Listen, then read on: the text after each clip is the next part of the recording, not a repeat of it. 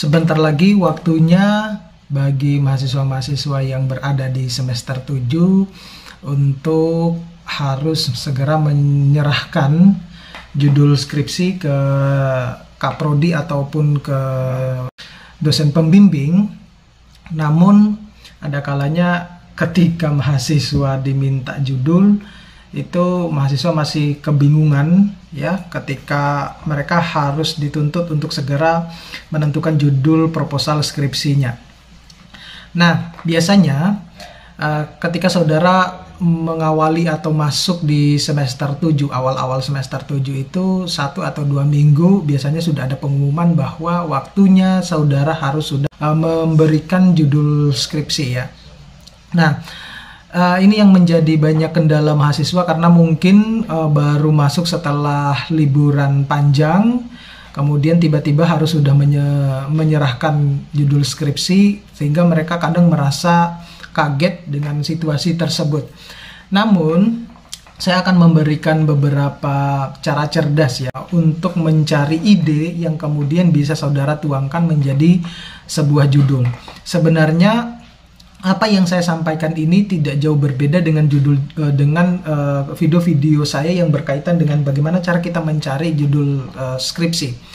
Tapi mungkin ini agak sedikit, saya akan memberikan sedikit perbedaan atau memberikan beberapa penjelasan yang akan memudahkan saudara memahami bagaimana atau seberapa pentingkah kita itu harus segera menyerahkan judul skripsi. Ya. Yang pertama itu adalah mulailah dulu dengan bertanya kepada diri saudara sendiri dulu. Jadi ingat ya, mulailah dari pertanyaan bahwa sebenarnya minat saudara itu apa. Jadi garis merahnya itu adalah, yang di highlight itu adalah minat saudara. Jadi kalau mencari ide itu disesuaikan dengan minat saudara. Anda tertariknya di bidang apa ya. Tentunya pengalaman saudara setelah kuliah mulai dari semester 1 sampai semester 6 itu akan memberikan banyak pelajaran buat saudara untuk menentukan bahwa saya ini minatnya di bidang ini. Nah, bagaimana caranya?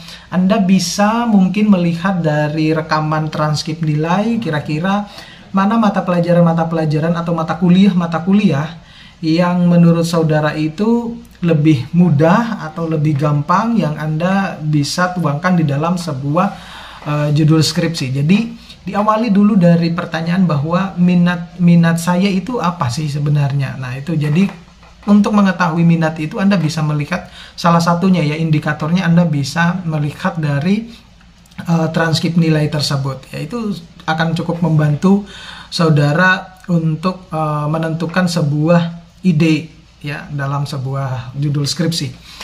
Kemudian yang kedua, paksakan diri saudara ya, paksakan diri saudara untuk melangkah ke perpustakaan ya. Kenapa saya bilang paksakan diri saudara? Karena melihat dari pengalaman-pengalaman yang sudah ada, biasanya mahasiswa itu datang tidak ada persiapan apa-apa. Jadi setidaknya ada gambaran yang sudah bisa saudara berikan, baik itu ke kajur ataupun ke dosen pembimbing. Jadi langkahkan kaki Anda ke perpustakaan. Nah, untuk apa ketika saudara berada di perpustakaan? Nah, Anda bisa melihat berbagai macam tugas akhir ataupun skripsi dari senior-seniornya. Nah, di situ bisa juga menjadi alasan ataupun menjadi sebuah tempat untuk mencari ide kira-kira judul skripsi yang baik itu seperti apa. Nah, caranya adalah Anda bisa langsung fokus ke bagian kesimpulan ya, bisa langsung bagian kesimpulan. Nah, kemudian yang berikutnya adalah Anda juga bisa mendapatkan ide itu untuk skripsi dari hasil mencari beberapa jurnal referensi penelitian ya, jurnal-jurnal penelitian. Artinya ini berbeda dengan yang ada di skripsi ya. Kalau jurnal penelitian itu kan output dari kita membuat, setelah kita sudah melakukan penelitian, outputnya adalah jurnal. Nah, Anda bisa mencari sumber pustakaan dari jurnal-jurnal ini, itu jauh lebih bagus karena biasanya juga di jurnal penelitian itu juga akan mencantumkan, bukan juga ya, tapi lebih banyak mencantumkan ide-ide yang bisa saudara kembangkan, yang bisa saudara tuangkan di dalam sebuah judul skripsi. Seperti itu. Jadi bukan suatu alasan kita tidak bisa mendapatkan sebuah judul, apalagi cuma satu judul yang diminta ya. Nah, lebih baik, tapi kalau saran saya lebih baik kalau Anda menyiapkan judul itu lebih dari satu. Nah, kemudian yang keempat ya, yang keempat itu sebenarnya ide skripsi itu bisa Anda dapatkan di mana-mana ya. Salah satunya misalnya dari berbagai macam sumber media, baik itu koran ataupun televisi ataupun radio-radio ataupun internet. Nah, itu sudah menjadi hal yang lumrah, bisa Anda mendapatkan di mana-mana. Jadi Anda tidak perlu khawatir dengan kira-kira judul saya apa ya, kira-kira idenya apa ya, apa bisa diterima ini ide saya. Ini kadang yang menjadi pertanyaan yang membuat mahasiswa itu belum mengajukan tapi sudah cut di awal. Nah, itu yang membuat mereka itu tidak bisa berjalan ya, stagnan di situ karena pemikiran-pemikiran yang semacam itu. Nah, kemudian yang kelima itu Anda juga bisa melakukan ini ya, tukar pikiran ya, tukar ide dengan kakak-kakak senior ya. Ya, mungkin saudara selama masih kuliah itu kan Anda punya kenalan ya di kakak-kakak seniornya. Anda bisa bertukar pikiran, apalagi ketika Anda berada di perpustakaan ternyata menemukan skripsi yang dari senior-seniornya yang sudah Anda kenal. Nah, Anda bisa bertanya di situ, kira-kira apa sih yang bisa saya kembangkan dari penelitian kakak ini? Nah, itu bisa Anda tanyakan juga. Nah, mungkin dari kakak kelas itu juga akan memberikan masukan bahwa, oh, penelitian saya itu tentang ini, kurangnya ini. Nah, mungkin yang kurangnya ini itu bisa Anda kembangkan. Nah, semacam itu.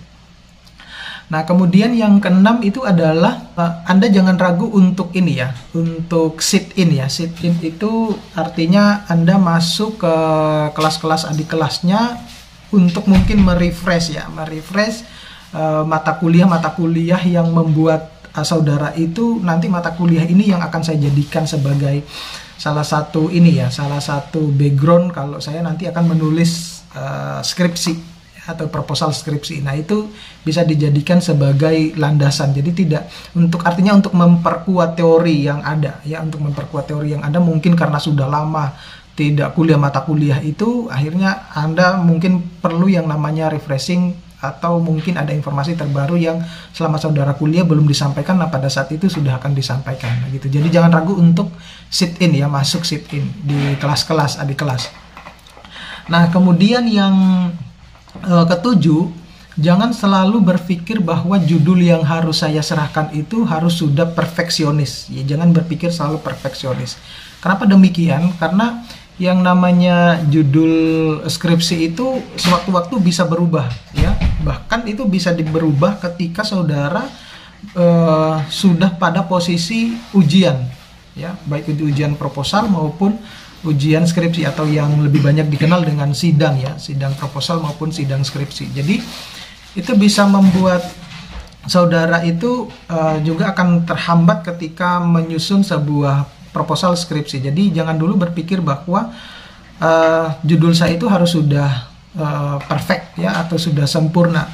Nah, yang perlu saudara pahami bahwa penyempurnaan proposal ataupun penyempurnaan skripsi kita itu ketika kita sudah melakukan atau sudah selesai kita sidang ya, sidang skripsi dalam hal ini.